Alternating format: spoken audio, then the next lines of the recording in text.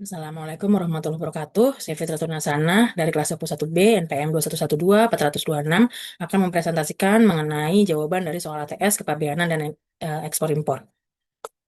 Untuk soal yang pertama adalah mengenai peta jadi berkah yang akan mengirimkan barang dari Pelabuhan Tanjung Priok ke Pelabuhan Yokohama Jepang untuk Yokohama Feed Corps dengan Incoterms-nya FOB dan CIF. Case-nya adalah jika kapal terlambat datang 2 hari dan terjadi kerusakan muatan 5% saat di pelabuhan muat, siapakah yang menanggung risiko pada masing-masing skema Incoterms tersebut dan jelaskan alasannya. Untuk menjawab pertanyaan ini, dapat dilihat dari diagram Incoterms 2020 mengenai point of delivery and transfer of risk.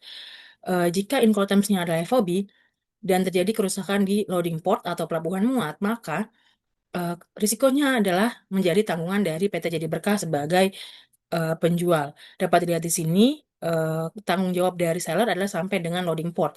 Setelah dari loading port, itu menjadi tanggung jawab dari pembeli.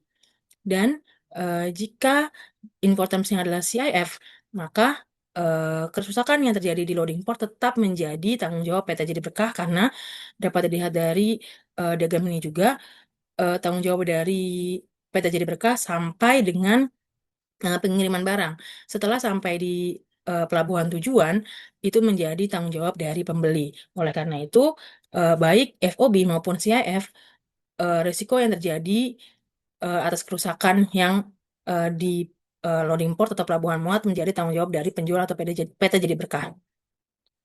Untuk pertanyaan yang kedua, mengenai 3 instrumen dasar atau the three basic of customs laws, dan keuntungannya bagi eksportir, importir, dan negara.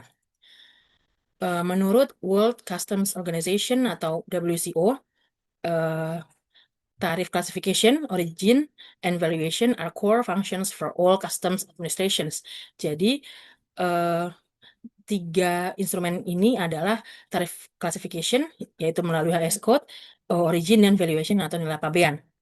Untuk tarif classification, bisa dilihat dari UU nomor 17 tahun 2006 tentang perubahan atas UU nomor 10 tahun 1995 tentang kepabeanan, terutama di pasal 14 ayat 1, yaitu untuk penetapan tarif bea masuk dan bea keluar, barang dikelompokkan berdasarkan sistem klasifikasi barang.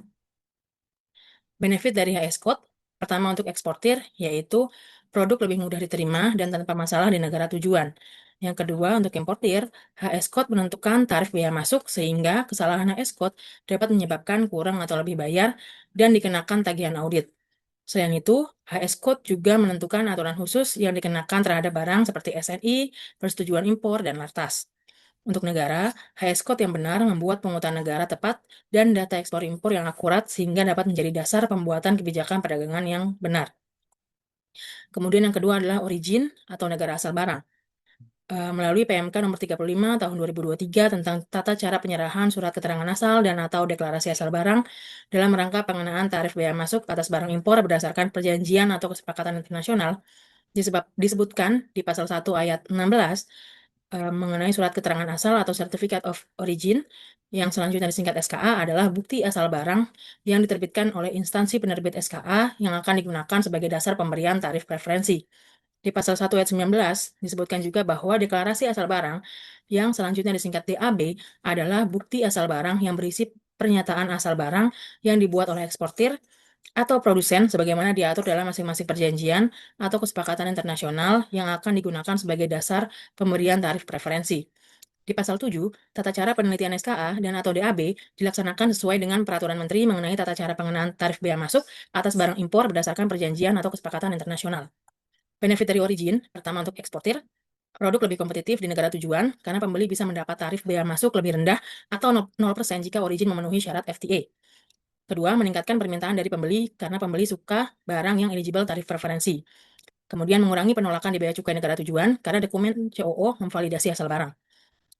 Kemudian untuk importir, bisa dapat bea masuk 0% melalui skema FTA, bisa memilih pemasok dari negara FTA untuk efisiensi biaya dan proses customs lebih cepat.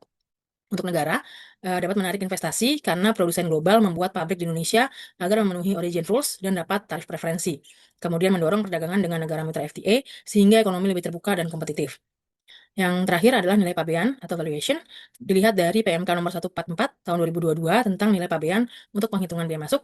Disebutkan di pasal 2 dan 3, yaitu nilai pabean untuk penghitungan biaya masuk adalah nilai transaksi dari barang yang bersangkutan.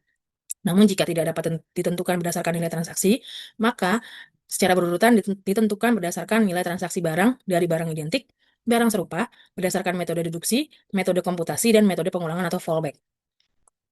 Benefit nilai pabean, yang pertama untuk eksportir, adalah sebagai dokumen transaksi sehingga lebih dipercaya negara tujuan karena nilai pabean mencerminkan harga sebenarnya. Kemudian meningkatkan reputasi perusahaan karena nilai transaksi yang lebih jelas mengurangi risiko pemeriksaan tambahan di negara pembeli. Importir dapat menghitung HPP dengan tepat sehingga harga jual lebih stabil dan proses pengeluaran barang atau clearance lebih cepat karena nilai transaksi sesuai dengan dokumen. Kemudian untuk negara, menjamin penerimaan negara tidak bocor karena pajak dan bea masuk dihitung dari nilai transaksi sebenarnya, dan data perdagangan akurat karena nilai pabean dipakai dalam statistik impor nasional. Sekian jawaban dari saya. Mohon maaf atas kekurangannya dan terima kasih.